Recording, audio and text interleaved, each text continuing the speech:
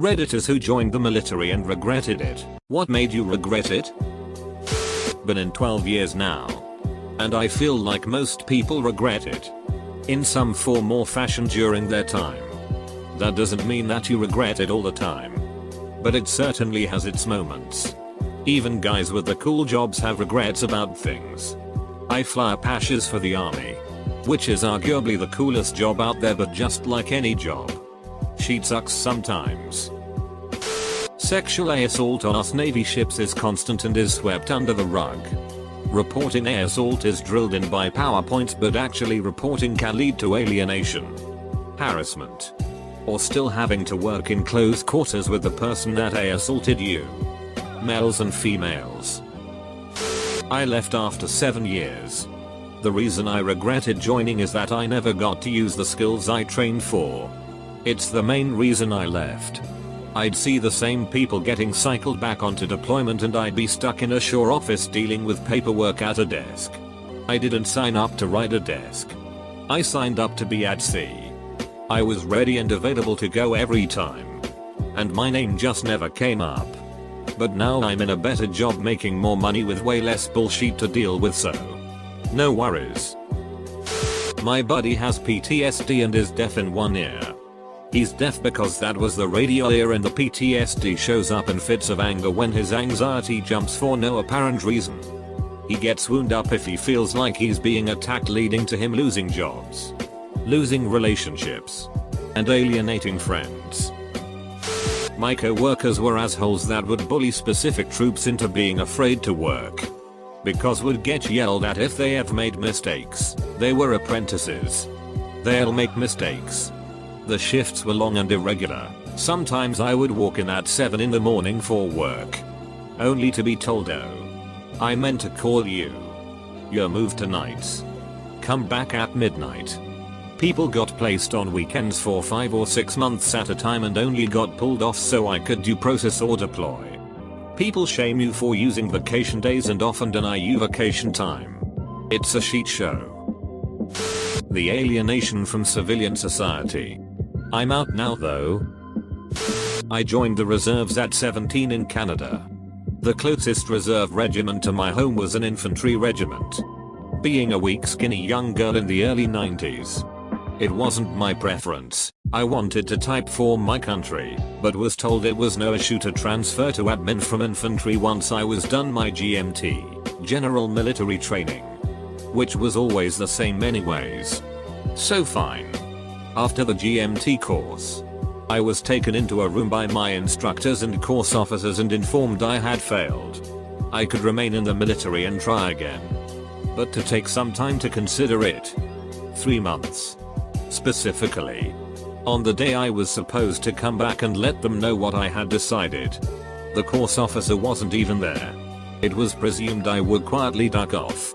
I had actually decided to go through hell again. While I sat on a bench and they tried to figure out what to do. With many of my instructors passing by to mad at me or tell me I was stupid, pointless, wasting everyone's time and I should just duck off, one of the soldiers who had recruited me passed by. Where was I working now? They hadn't seen me since I passed my GMT. Turns out I did not fail my GMT and was about to be dishonorably discharged for ducking off. 3 months being the time limit. Next thing I knew, I was in an office with our CEO who informed me that I could not bring charges against the instructors course officers who had actually defrauded me. I would have to charge him personally and he would lose his commission etc, and it would be so sad since he hadn't actually done anything. Also, I had no right to any counsel. I had to choose now and there and then. Turns out that was a lie too. I'd actually been considering going pro regular forces. So noob. I made my money and didn't let it be more than a job. One that hated women. And skinny little Kermit the Frog armed women most of all. Just like any other job. Poor toxic leadership is usually the root cause. There will be good. There will be bad. And then there will be ugly. It's illegal for you to quit. And you're salaried and overtime exempt. There is zero incentive for them to not ride you like the indentured servant you actually are at that point. 100-hour weeks are not uncommon. Beyond that, The sheer amount of control over your life that they have. And more specifically all the incredibly stupid shit they choose to make a big deal out of instead of letting you do your job. The specific job itself was fine. But everything about the military and military life is ducked. Happily retired from the army. The only thing I regret is the time I spent away from my family. My friend said his colleagues were nasty and that I didn't want to know what they did to the women or how they treated them. He said a lot of women who joined who were good friends of his had experienced sexual assault while serving at some point. He said that being in the military did something to some of the men. Made them desperate. Either that or they were always sick in the head. Basically they couldn't take no for an answer. They would harass the girls that said no or treat them like shit for it. They would also sometimes buddy up over it. There were other reasons he regretted joining, but that was the one that stuck out to me. He hated watching that happen to people. It was the greatest concentration of the absolute worst people I've ever come across in my life. Don't get me wrong. There were some great people in the military as well. But the distribution of liars, cheaters, drunks, abusers, backstabbers, and bigots was so much denser than the average distribution in regular society that it got to be too much. Also, dear Lord, the number of people who expected to be treated like a goddamn hero just for enlisting was nuts. Like, dude, you sit in a climate-controlled lab all day in a butts in seats position. You haven't done a damn thing for your country. Edit, a word. I pissed away 11 years of my life for some ideology that only exists on paper. Honor, courage, commitment has been replaced by paycheck, promotion, benefits. I did not serve my country, I served the egos of who had the most rank. We did not fight for freedom, we fought for Bush family profits. The idea of brotherhood doesn't exist. Yes, people of the same rank may have your back. The higher-ups are only concerned with their own careers and will throw you under the bus in a heartbeat. I went in with the intention of doing 20 years. After being denied latitude move 3 times. And every opportunity I wanted based solely on my MOS, I kind of stopped caring. I only re-enlisted the last time because my wife was pregnant. I tried to heal myself a year later. I joined partially to get away from my parents always telling me what to do. Only to join and have faceless orders from someone I would never meet tell me what to do. IDK about regret, but it sucked. I regret the last 6 years I was in.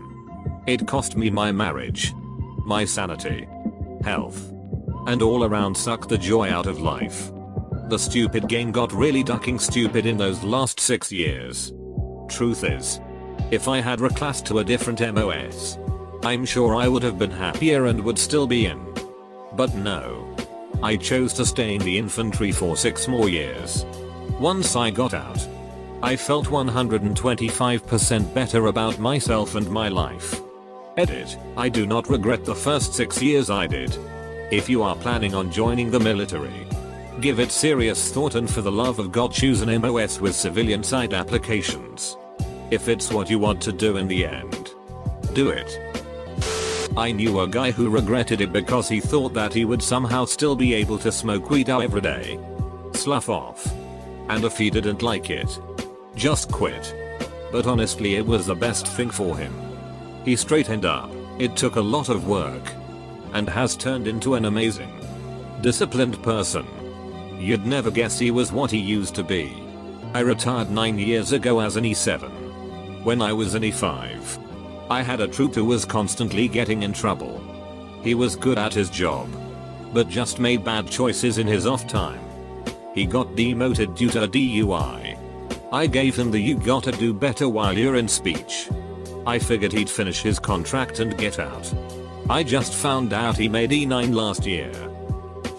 I consider joining the army to be the biggest mistake of my life. I don't feel any pride for what I did while I was in. And all my training was worthless in the civilian world. I went through a couple extended periods of unemployment afterwards and would have ended up homeless if I didn't have moved back in with dad as a fallback. They told me going in that with a security clearance companies will hire you for that alone. Bullshit. If all you have on your resume is a high school diploma and 5 years as a cryptolinguist in a language nobody has heard of, nobody cares. But they pay for school with the GI Bill. 3 years of benefits only.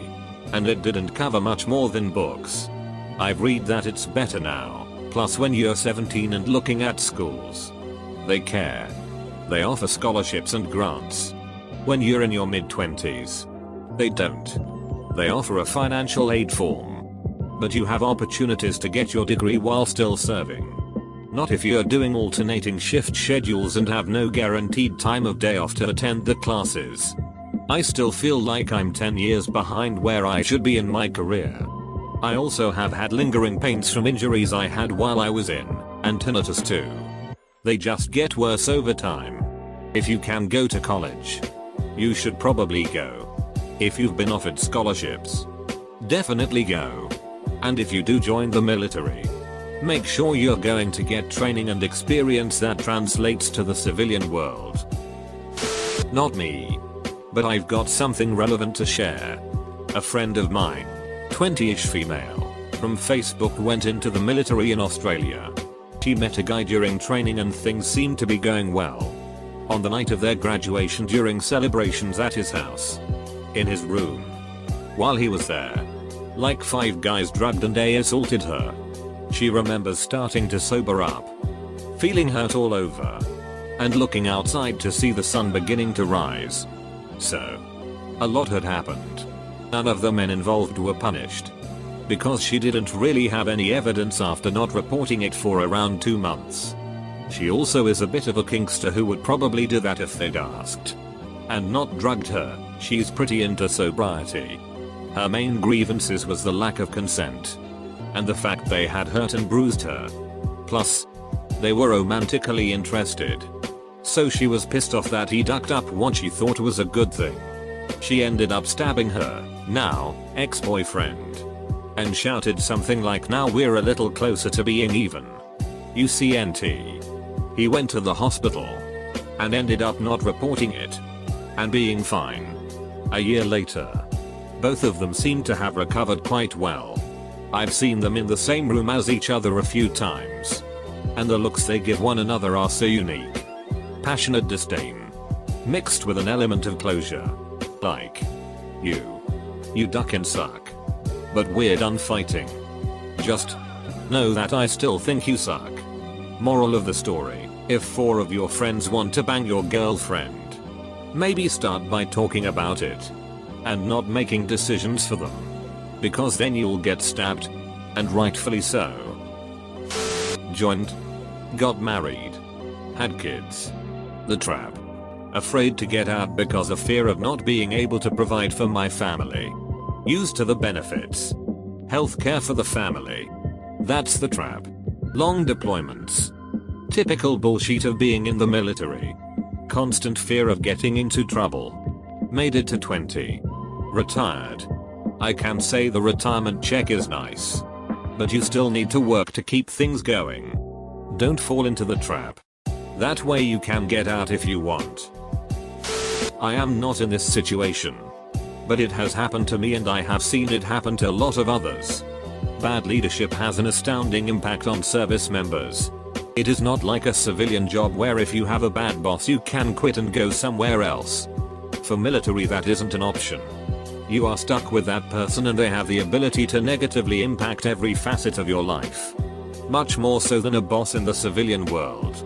One bad leader can take you from having a great military experience to it being a living hell.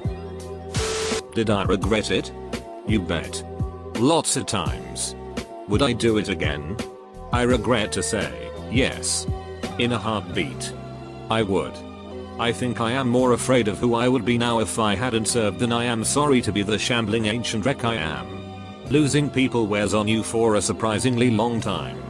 Why see? There's some shit I would have rather skipped. But I wouldn't be the person I am now without going through that. People around me seem skittish and sensitive. Worried about shit that doesn't matter squat in the long run. There is a gap in them that was never crossed. A chance they never took. No judgment. But I can see it. I dunno. Who I am now seems like an alternative universe to who I could have been if I hadn't served. I know. That doesn't make sense. Not surprisingly. I wrote it all out. Fortunate son. I used to make video games before I joined. I was lucky enough to work on some amazing titles. Almost all of the major Blizzard IPs amongst others. The truth is though, I wasn't fulfilled as a software engineer. I didn't like how it made me feel. The stress was ruining me emotionally. And I think that was all compounded by the relatively sedentary lifestyle.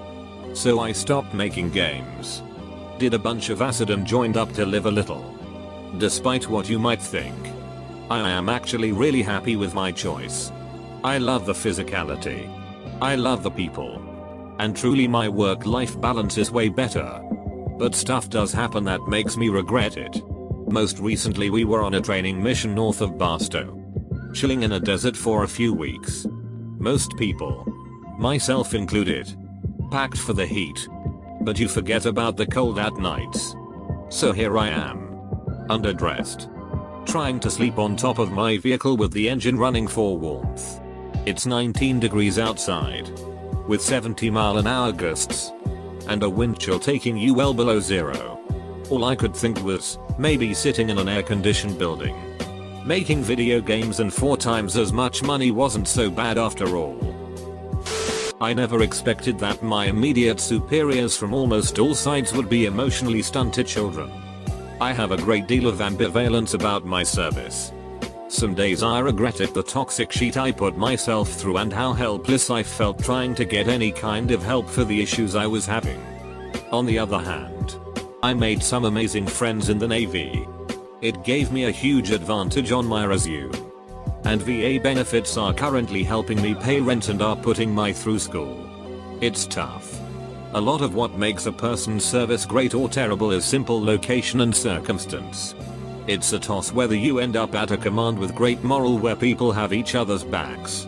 Or someplace really toxic where someone will throw you under the bus without a second thought for a chance at advancement. Even people who enjoy the military at one point often end up wishing they had gotten out when they had the chance. My best friend joined the Coast Guard about 6 months after I joined the Navy. He had visions of making Master Chief or Warrant Officer for years. Now he wishes he hadn't re-enlisted. And has another 3 years to go before he can get out. It's hard to say. But I recommend to every single person who asks me about it to wait until they turn 21 to consider enlistment. Figure out who you are as a person before you make a commitment like that. There are 1,000 ways to break as a person in the military. And most get broken in more ways than one. Also, you are almost guaranteed a drinking problem. Good or bad experience. It's practically in the enlistment contract. And it is not fun. Finally kicking a 9-year drinking problem almost 5 years after getting out of the Navy. Feels good. Joined right out of high school. And was pigeonholed into a job I hated 2T2. All I got was a G-bill. And a nicotine addiction. And work skills in a field that is both hard to get into and doesn't pay well since it's so easy to do. Higher ups will tell you civilian life sucks compared to this, but honestly those guys have Stockholm syndrome.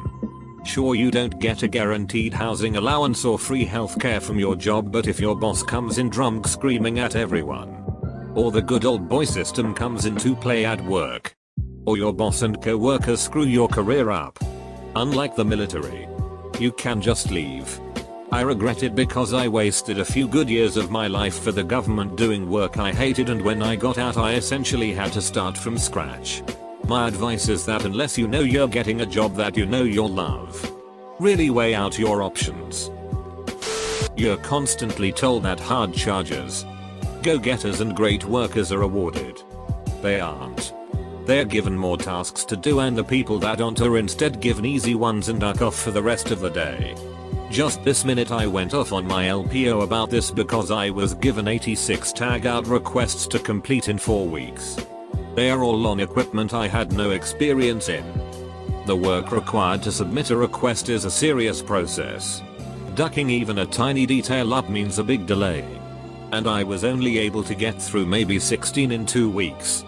And since I'm the only one who gives a duck about how to do this sheet, I'm given all of it. Meanwhile everyone else in my work center gets easy maintenance and sleeps or watches movies the rest of the day. While they give me attitude about how I'm slacking because I'm still not through all of my work.